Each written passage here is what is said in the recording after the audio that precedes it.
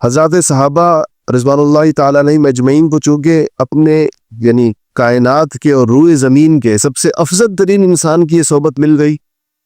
ان کی یہ خوش نصیبی تھی کہ وہ اس اللہ پاک نے کا انتخاب اس کے لیے فرمایا۔ حدیث شریف میں آتا ہے کہ اللہ جل شانہ نے صحابہ کا انتخاب فرمایا ہے کہ یہ رسول اللہ صلی اللہ علیہ وسلم کے ساتھ ہوں گے، یہ وہ لوگ ہوں گے جو حالت ایمان میں آپ کو دیکھیں گے اور آپ کی بات سنیں گے۔ تو وہ ان کا درجہ اس وجہ سے کس قدر بلند ہو گیا، یعنی آپ اس سے اندازہ لگائیں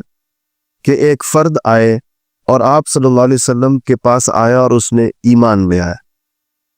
اور ایمان لاتے ہی جسے صحابہ کا عام طور پر معمول تھا کہ آپ کے ہاتھ میں ہاتھ دے کر وہ کلمہ پڑھا کرتے تھے کہ اشہدو ان لا الہ الا اللہ واشہدو ان محمد عبدہ ورسولہ محمد رسول اللہ، عام طور پر ہاتھ میں ہاتھ دے کر یہ کلمہ پڑھا جاتا تھا۔ تو اگر فرض کیجئے کسی شخص نے یہ آئے کوئی آدمی اور ایمان لائے، اور ابھی آپ صلی اللہ علیہ وسلم کے ہاتھ میں اس کا ہاتھ ہو اور اس کا ہارٹ فیل ہو جائے اور اس کا انتقال ہو جائے، تو اس کی صحابیت طے ہو جاتی، وہ صحابی سمجھا کیونکہ حالت ایمان میں دنیا سے چلا گیا۔ اور روئے زمین کے تمام اولیاء جنہوں نے 50-60 سال مجاہدے کی زندگی گزاری ہو، وہ اس کے پاؤں کی خاک کے برابر نہیں ہو پاتے۔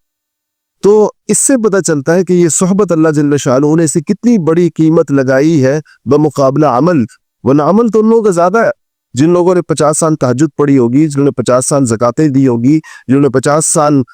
حج کیے ہوں گے اور جہاد کیا ہوگا اور نیکی کے سینکڑوں ہزاروں کام کیے ہوں گے، لیکن اس نے تو صرف کلمہ پڑھا بھی سب، اس کی زبان سے کلمہ ارشاد ہوا اور اس کے بعد اس کا آخری وقت آ گیا۔ جیسے بہت سارے لوگ تھے کہ جس دن کلمہ پڑھا اسی دن ان کا انتقال بھی ہوا، لیکن درجہ اللہ تعالیٰ کے نزدیک وہ جو صحبت کا جو مقام ہے وہ اتنا بلند ہے کہ اس کی بنیاد پر اس کے لیے ایک درجہ اور ایک سٹیٹس ایسا طے ہوا ہے کہ جس کو کوئی عمل بھی انسان کا اختیاری کوئی عمل